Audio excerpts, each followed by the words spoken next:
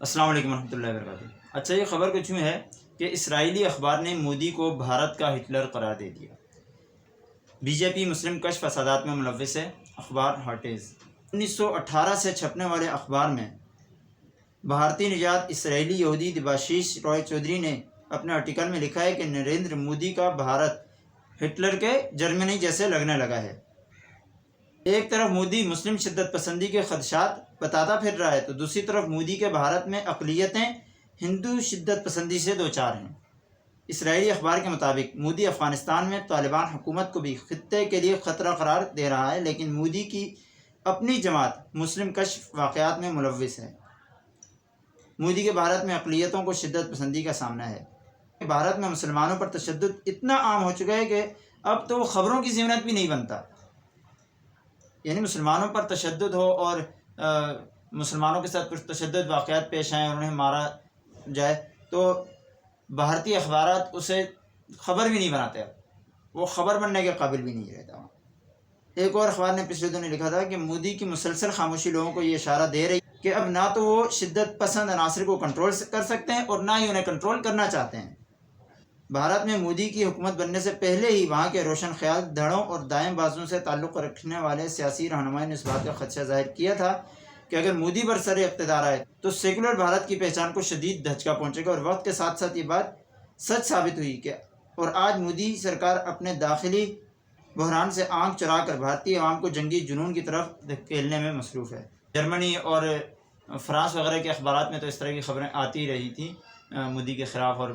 بھارت میں مسلمانوں کے خلاف ہونے والے تشدد کے خلاف اور کشمیر میں ہونے والے تسلط کے خلاف مودی کے خلاف خبریں آتی رہی ہیں۔ مگر اب اسرائیل جو کہ بھارت کا انتہائی قریبی دوست ہے اور بھارتی نژاد اسرائیلی شہرین یعنی ان کے آباء و اجداد بھارت میں رہائش پذیر تھے اور پھر اسرائیل بڑھنے کے بعد وہ اسرائیل میں منتقل ہو گئے اور وہاں رہتے ہیں، انہوں نے یہ مضمون لکھا ہے اور انہوں نے کہا ہے کہ بھارت میں اب جرمنی جیسی بازگشت سنائی دے رہی ہے، یعنی وہ جرمنی سے ہٹلر سے انہوں نے تشبیہ دی ہے۔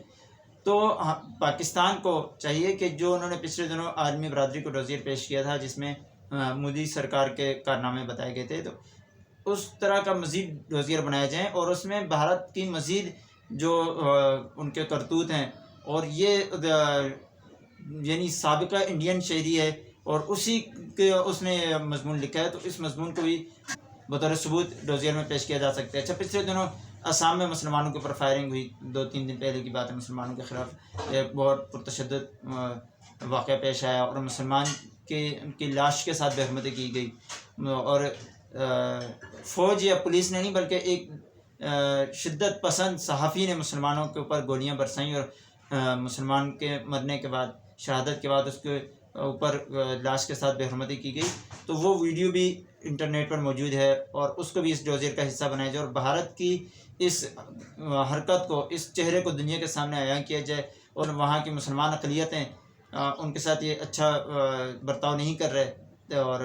یہ خود اس طرح کے واقعات کو جنم دے رہے ہیں کہ وہاں کے مسلمان شدت پسندی کی طرف جائیں، وہاں کے مسلمان حکومت کے خلاف ہتھیار اٹھائیں، وہاں کے مسلمان حکومت کے باغی ہو جائیں اور پھر کل کو جب وہاں کے اقلیتیں وہاں کی حکومت کے خلاف آواز اٹھائیں گی تو پھر الزام انہوں نے پاکستان پہ دینے۔ الزامات تو ان کے پاس بڑے آسان، کوئی واقعہ ہو تو ان کے پاس بڑا آسان الفاظ ہوتا ہے کہ پاکستان اس میں ملوث ہے، اس میں ملوث ہے۔ پاکستان کے پاس اتنا ٹائم نہیں ہے کہ وہ بھارت خود ہی اپنے کھائی میں گر جائے گا۔ مودی سرکار کے ہوتے ہوئے کسی دشمنوں کی ضرورت نہیں ہے بھارت کو۔ جب مودی جیسے حکمران ہو جس ملک میں تو وہاں دشمنوں کی ضرورت نہیں ہوتی، وہ خود ہی اپنے ملک کو تباہ کرنے کے لیے کافی ہوتے ہیں۔ تو یہ بات عالمی میڈیا کو اور بھارتی عوام کو